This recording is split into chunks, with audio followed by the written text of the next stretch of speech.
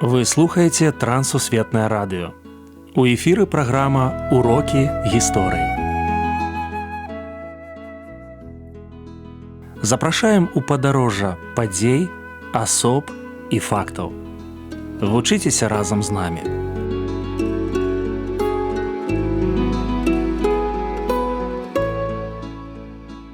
Ля мікрафона Сяржук Брыштель і кандыдат гістарычных навук Андрусь Унучак.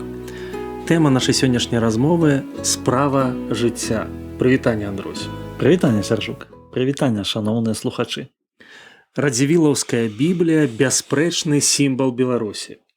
Якое значэнне гэта кніга мела для Мікалая Радзівіла-Чорнага, чалавека з мысленнем кіраўніка горада, вобласці і краіны? Берасейская Біблія – гэта асноўная справа яго жыцця. Без Берасейскай Бібліі мы не можам нават уявіць, што Мікалай Радзівіл-Чорны ўвайшоў бы ў гісторыю так, як ён увайшоў. Гэта кніга, якая стала сімвалам ягонага жыцця, якая паўплывала на яго самога, якая перамяніла жыццё яго і жыццё краіны. Друк і распаўсюд Берасейскай Бібліі называюць паспяховым піар-праектам Мікалая Радзівіла. Што думаеце вы? Безумоўна, сённяшняй мовай кажучы, гэта вельмі паспяховы.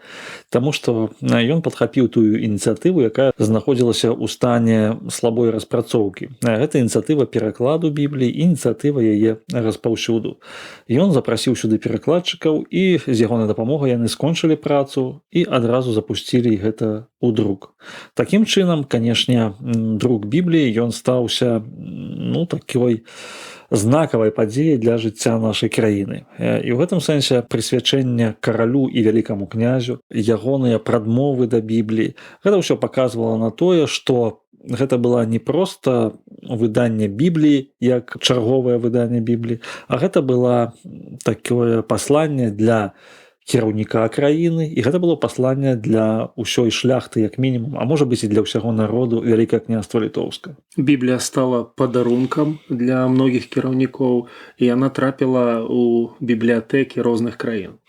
Так, яна была запатрабаванай.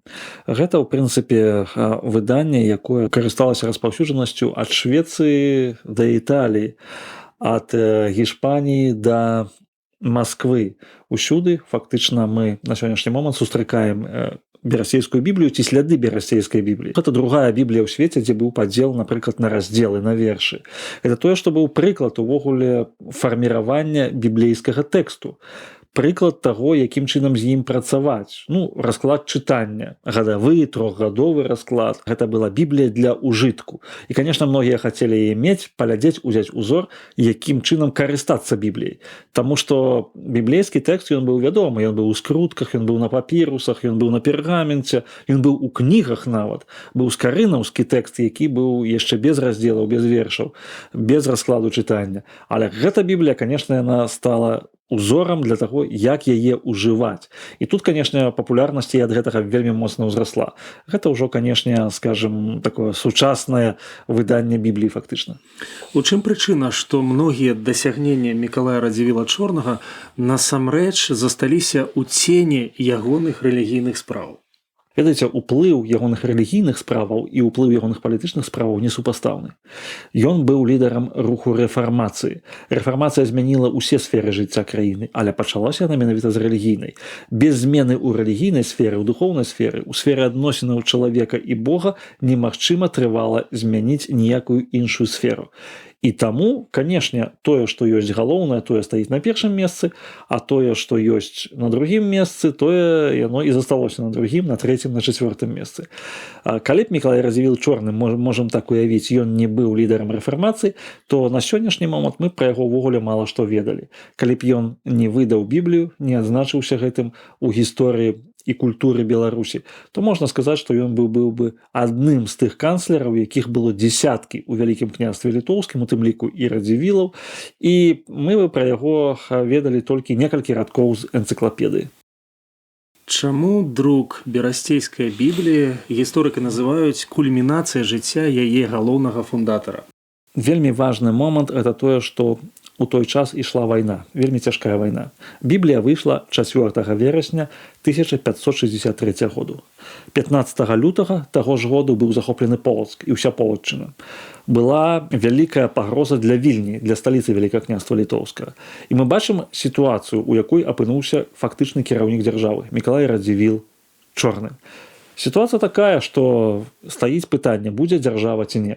І ў гэты момант ён выдае вялізныя грошы, 10 000 залатых дукатаў, сваіх уласных грошай не на войска, не на крэпасці, не на артылерыю. Ён выдае іх на Біблію, выдатковая, каб выдаць вось гэтую кнігу.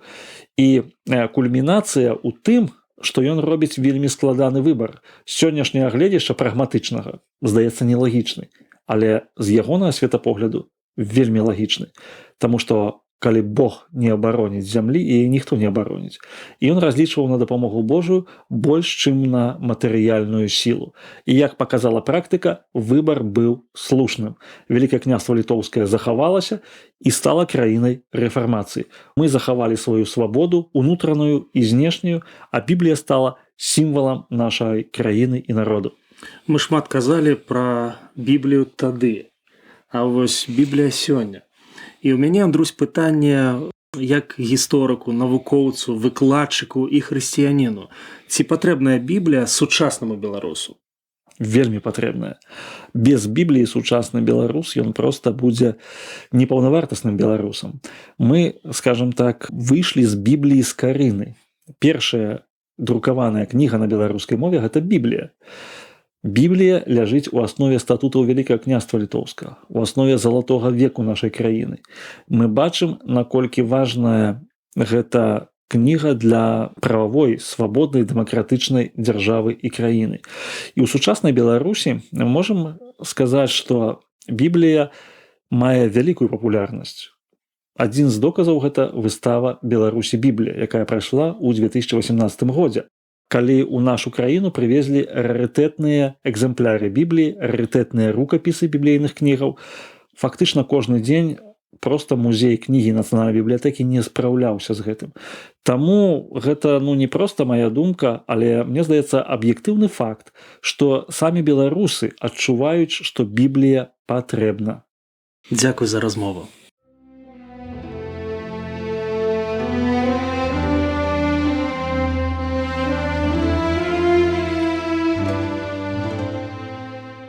Канцлер Вялікага княства Літоўскага увайшоў у гісторыю дзякуючы духоўнай спадчыне. Мне вельмі прыемна нагадаць, што галоўная справа жыцця Мікалая Радзівіла Чорнага звязана з ягонай верай і берасцем. Жыхары гэтага еўрапейскага горада убачылі першы збор, першую друкарню, першую Біблію. Тое, што сёння лічыцца другарадным, праславіла ягонае імя. Тое, што звычайна знаходзіцца ў чарзе, мела моцны ўплыў не толькі на нашу, але і іншыя краіны. Прыгадваю сённяшнюю гістарычную асобу і разумею. Мая сапраўдная каштоўнасць – не адукацыя, не пасада, не сувязі, не грошы і не палітычны досвед, а сэрца, у якім ёсць месца кнізе кніг.